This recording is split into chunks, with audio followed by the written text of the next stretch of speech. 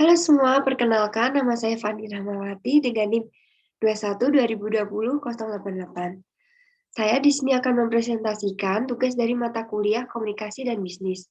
Saya akan menjelaskan tentang komunikasi dalam pembelajaran di era pandemi COVID-19. Sebelumnya,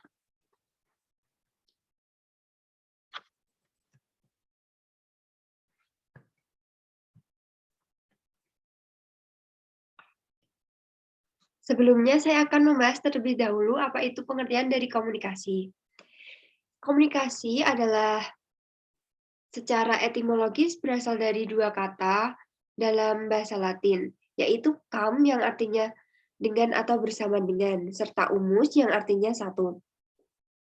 Kemudian menjadi sebuah kata communicare yang artinya membagi sesuatu dengan seseorang atau saling tukar-menukar, bertukar pikiran, berhubungan, dan berteman. Dengan pemahaman tersebut, maka komunikasi mempunyai makna pemberitahuan, pembicaraan, percakapan, pertukaran pikiran, atau hubungan. Kemudian definisi dari komunikasi. Satu, menurut Himstreet dan Beatty. Menurut Himstreet dan Beatty, komunikasi yaitu suatu proses pertukaran informasi antar individu melalui sistem yang biasa, baik dengan simbol-simbol, sinyal-sinyal, perilaku maupun tindakan. Yang kedua, menurut Boff. Menurut Boff, komunikasi yaitu suatu proses pengiriman dan penerimaan pesan dalam lingkungan dan konteks bisnis. Fungsi komunikasi dalam pembelajaran. Fungsi komunikasi dalam pembelajaran yang pertama yaitu satu, pengendalian. Pengendalian dalam pembelajaran artinya bahwa komunikasi berfungsi untuk mengendalikan perilaku peserta didik dalam proses pembelajaran sehingga tujuan pembelajaran dapat dicapai dengan efektif. Yang kedua, itu motivasi. Motivasi dapat memperkuat peserta didik dalam pembelajaran dengan cara menjelaskan kepada peserta didik mengenai apa yang harus dipelajari, bagaimana cara mempelajarinya, dan apa tujuan yang ingin dicapai dari apa yang dipelajari tersebut. Ketiga, informasi.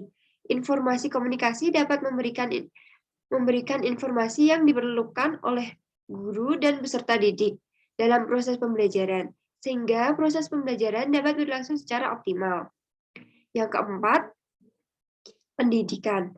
Pendidikan, bahwa komunikasi mendidik dan memberitahu pengetahuan yang cukup kepada guru untuk mentransfer pengetahuan dan segala kompetensi yang berhubungan dengannya sebagai bagian dari proses pendidikan bagi peserta didik. Kemudian ada tujuan komunikasi dalam pembelajaran.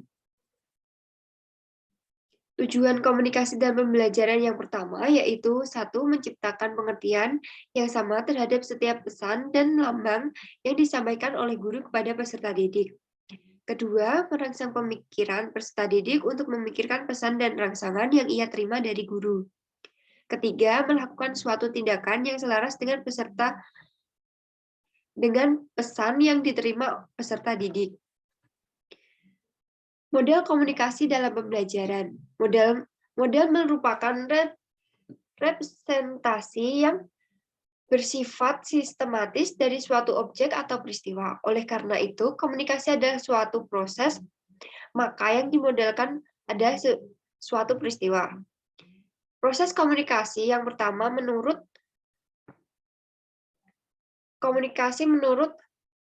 Aristoteles. Dalam bukunya Retorika mengungkapkan bahwa proses komunikasi terdiri dari 3 unsur penting, yaitu sumber atau pembicara, apa yang dibicarakan atau pesan, dan penerima. Kemudian model komunikasi menurut David DeCaperlo. Komunikasi menurut David DeCaperlo menyatakan bahwa di dalam komunikasi terdapat elemen-elemen dari komunikasi, yaitu ada sumber atau pengirim. Semua peristiwa komunikasi akan melibatkan sumber sebagai pengirim informasi. Kemudian ada pesan. Pesan atau message merupakan paket stimulan yang akan dikirim oleh pengirim kepada penerima. Kemudian saluran dan media. Saluran Komunikasi terdiri atas komunikasi lisan, tertulis, dan elektronik. Sedangkan media yang dimaksud adalah alat atau sarana yang digunakan untuk memindahkan pesan dari pengirim kepada penerima.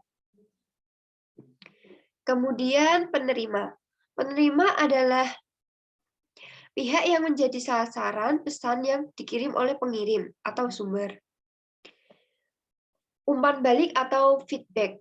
Umpan balik merupakan respon atau reaksi yang diberikan oleh penerima. Umpan balik dapat berupa data, pendapat, komentar, ataupun saran yang bisa disampaikan melalui media ataupun secara langsung disampaikan oleh penerima pesan terhadap pengirim pesan.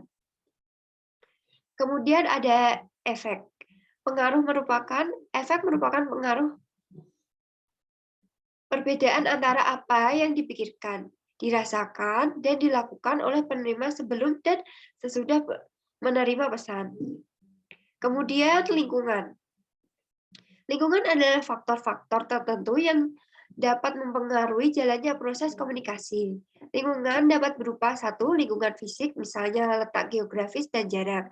2. Lingkungan sosial budaya, misalnya bahasa, adat istiadat, dan status sosial. Ketiga, ada lingkungan psikologis, misalnya pertimbangan kejiwaan. Dan keempat, dimensi waktu, misalnya musim, cuaca, pagi, siang, sore, dan malam. Kemudian yang ketiga, model komunikasi Boff dan Thiel. Boff dan Thiel menyatakan bahwa komunikasi merupakan sebuah proses yang dapat digambarkan sebagai 1. Pengirim mempunyai ide atau gagasan. Maksudnya yaitu adanya komunikasi dimulai dari pengirim pesan, gagasan yang ada dalam pikiran seseorang. Kemudian ide tersebut disampaikan kepada orang lain. 2. Ide berubah menjadi pesan. Ide yang ada dalam pikiran belum dapat dimengerti oleh orang lain, meskipun orang dapat memperkirakan apa yang ada di pikiran orang lain. Ketiga, pesan disampaikan. Pengirim dari pesan kepada penerima secara fisik perlu dipilih suatu saluran komunikasi dan media komunikasi.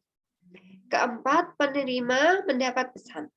Untuk terjadinya komunikasi penerimaan pesan haruslah mendapat atau menerima pesan yang dikirimkan kepadanya.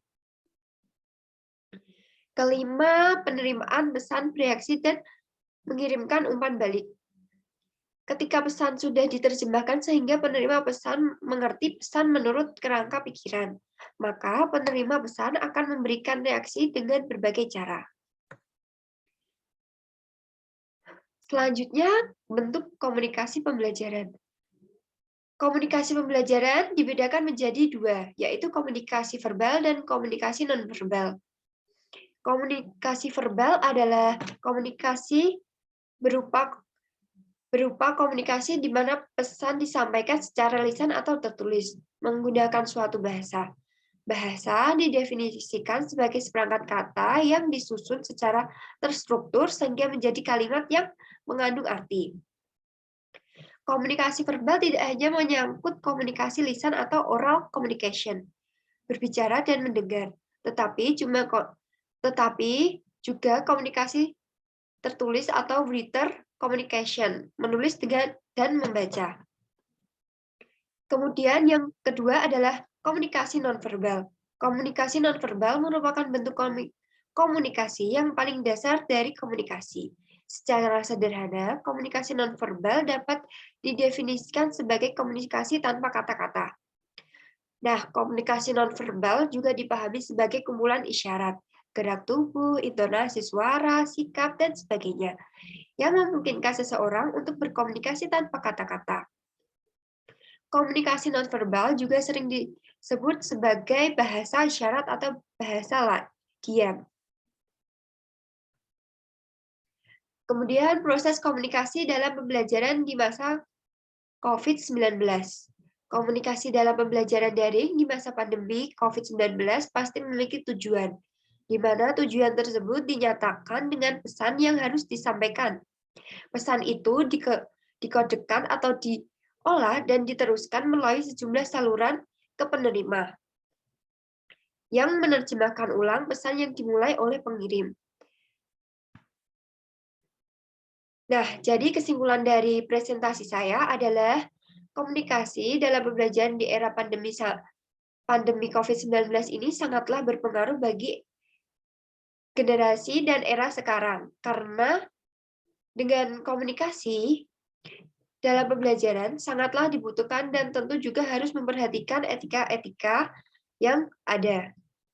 Sekian presentasi dari saya. Terima kasih.